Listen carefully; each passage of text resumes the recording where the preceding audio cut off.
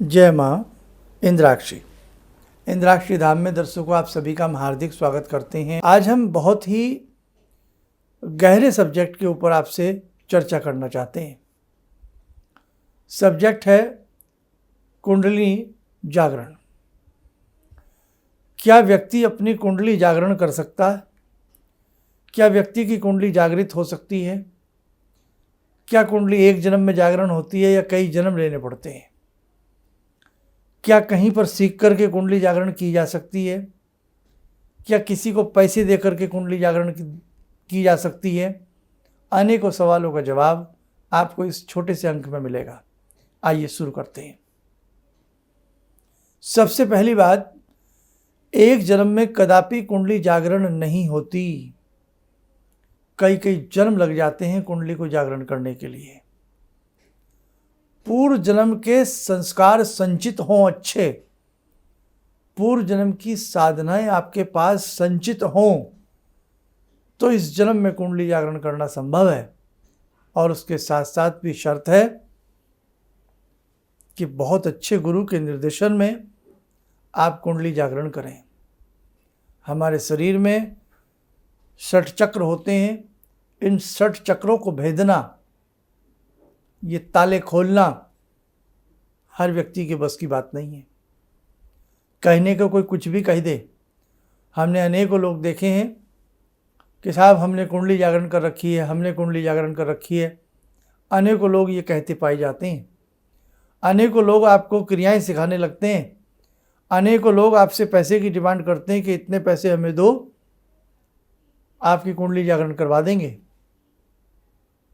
मुझे विश्वास नहीं है। मैंने जो प्रैक्टिकल देखा है कि ये कुंडली जागरण करना आम आदमी के बस की बात नहीं है। अब कुंडली जागरण में सबसे पहली बात क्या है कि कैसे होती है और इसकी शर्तें क्या है। हमारे कितने शरीर होते हैं? हमारे 3 शरीर होते हैं। हमारा जो दिखता है ये स्थूल शरीर, इसके अंदर सूक्ष्म और सूक्ष्म के अंदर कारण शरीर। आज के समय में जो ये शरीर आपको दिख रहा है इसे क्या कहते हैं? स्थूल शरीर। इसके अंदर सूक्ष्म, फिर कारण। आज के समय में ये स्थूल शरीर ही सुरक्षित रख पाना हर आदमी के बस की बात नहीं है। मेरी बात को मेरे दर्शक बड़े गौर से समझें। कितनी बीमारियां हर शरीर के अंदर लगी हुई हैं।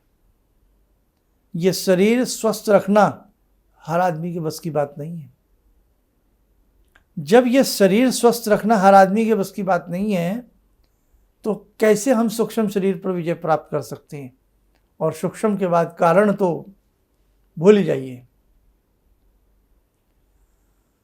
हमारे शरीर में 3 नाड़ियां ऐसी होती हैं जो हमारे मेरुदंड में जिनका संबंध होता है। जैसे नासिका के 2 छिद्र, एक सूर्य स्वर, एक चंद्र स्वर। हमारे मेरुदंड में जो ये 3 नाड़ियां हैं, एक नाड़ी ईड़ा, एक नाड़ी पिंगला और उसके बीच में कौन सी नाड़ी? सुषुम्ना। सुषुम्ना नाड़ी के बिल्कुल नीचे जाकर के जहां हमारा स्पाइनल कोड होता है, पीछे नीचे की तरफ, उसमें कुछ शास्त्र 3.5 लपेटे बोलते हैं, कुछ 2.5 लपेटे बोलते हैं। इतने लपेटे लिए हुए कुंडली फिक्स होती है वहाँ। और हमारे शरीर में 60 चक्र होते हैं। चक्र एक तरह से ताले कह लीजिए। इन 60 चक्रों का भेदन करना होता है बहुत ही विधि से। एक एक चक्र को भेदने के लिए कई कई वर्ष लगते हैं। और कहाँ 60 चक्र हैं। जब 60 चक्रों का हम भेदन करते हैं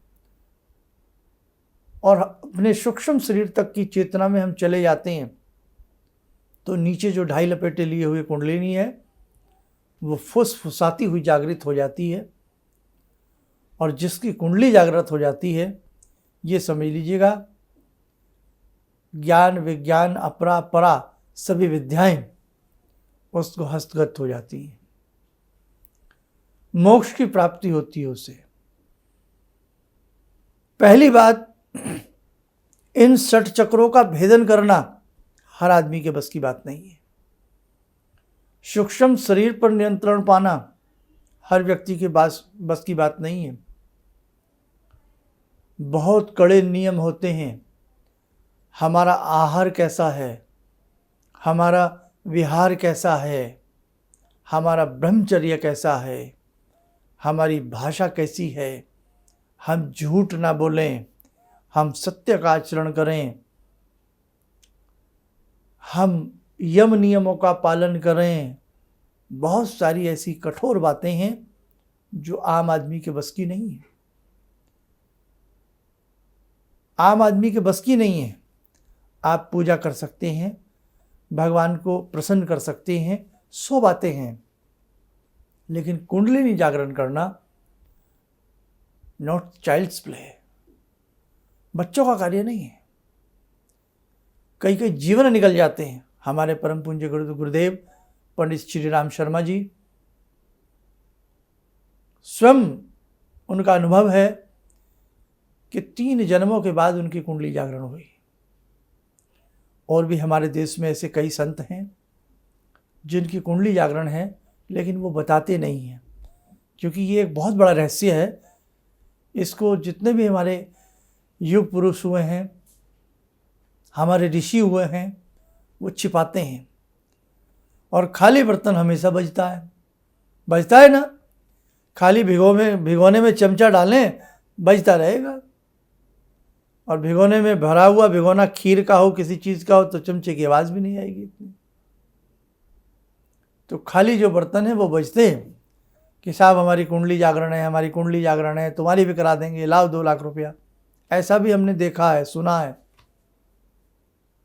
तो मेरे दर्शकों, कुंडली जागरण करना एक बहुत बड़ा कार्य है और बहुत श्रेष्ठ कार्यों में से इसे माना जाता है।